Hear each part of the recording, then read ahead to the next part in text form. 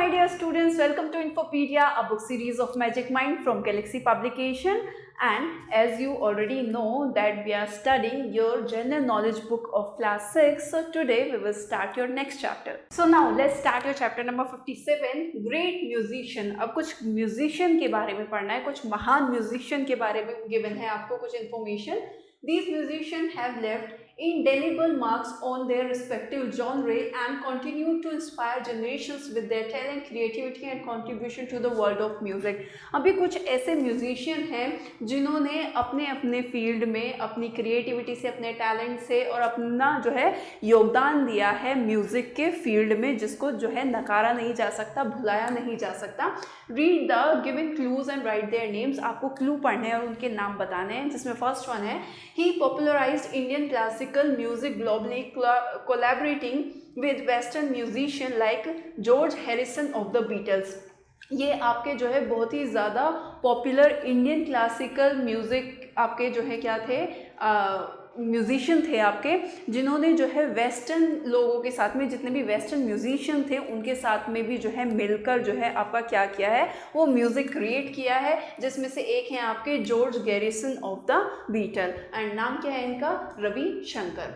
Now second one is she is known as the nightingale of India. इनको जो है India की Nightingale भी बोला जाता है. Recorded thousands of song in various Indian languages, setting a benchmark for playback singing.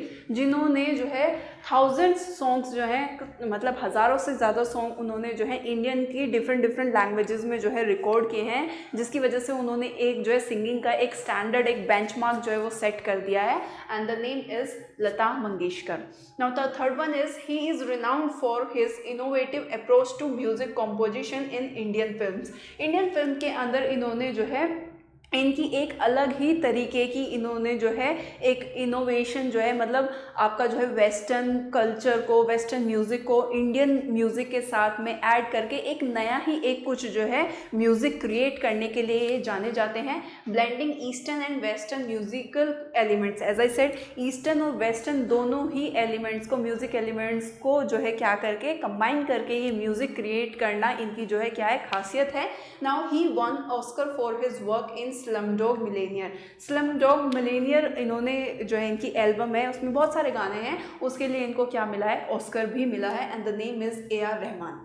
Now fourth one is he was a prolific and influential composer of the classical era, known for his opera, symphonies and piano concerts. ये जो है इनमें इन्होंने जो है बहुत अलग अलग तरीके के काम किए हैं. कंपोज़र है, म्यूज़िक कंपोज भी किया है. ये जो है ओपरास करने के लिए भी जो है कि क्या है, अपना फेमस है. ओपरा होता है कि जिसके अंदर जो है कोई भी स्टोरी जो है वो आपका म्यूज़िक के थ्रू बताई जाती है. सिम्फनीज़ होती है, इसके अंदर कोई म्यूज़िक नहीं होता, इसके अंदर सिर्फ इंस्ट्रूमेंट्स का जो है क्या होता है, म्यूज़िक होता है, मतलब सिंगिंग नहीं होती, सिर्फ म्यूज़िकल इंस्ट्रूमेंट जो है वो बजाए जाते हैं. एंड पियानो कॉन्सर्ट यानी कि जिसमें क्या होगा, आपका पियानो बजाया जाता है. इस तरीके के कॉन्सर्ट्स के लिए जो है बहुत ज़्यादा क्या है, आपका फेमस है. And the name is Wolfgang Amadeus Mozart. Now the next one is he often referred to as the king of pop, revolutionized the music industry with his innovative dance move, iconic music videos and chart topping hits. ये इनको जो है king of pop भी बोला जाता था, और इनकी वजह से जो म्यूज़िक इंडस्ट्री में इनका जो डांस मूव्स वगैरह थे वो बहुत ही ज़्यादा हटके होते थे, यूनिक होते थे. एंड इनकी आइकॉनिक म्यूज़िक वीडियोज़ हुआ करती थी, जो कि ज़्यादातर सारे ही सॉन्ग्स इनके कैसे रहते थे, हिट रहा करते थे उस टाइम पे. And the name is Michael Jackson. Michael Jackson के जो डांस मूवमेंट होते थे वो बहुत ही ज़्यादा हटके होते थे, बहुत ही ज़्यादा कॉम्प्लेक्स होते थे. आज भी कहा जाता है कि माइकल जैक्सन की तरह कोई डांस नहीं कर सकता. Now and the last one is he is the main vocalist of the band queen. आपका जो एक बैंड है जिसका नाम क्वीन है, उसके मेन सिंगर, मेन वोकलिस्ट हैं ये. Was known for his powerful voice, flamboyant stage presence, जो कि बहुत अपनी पावरफुल वॉइस के लिए और जो है अपनी फ्लैम्बॉयंट मतलब होता है बहुत ही ज़्यादा आकर्षित, बहुत ही ज़्यादा इम्प्रेसिव या बहुत ही ज़्यादा अट्रैक्टिव स्टेज पर परफॉर्म करने के लिए ये जाने जाते हैं.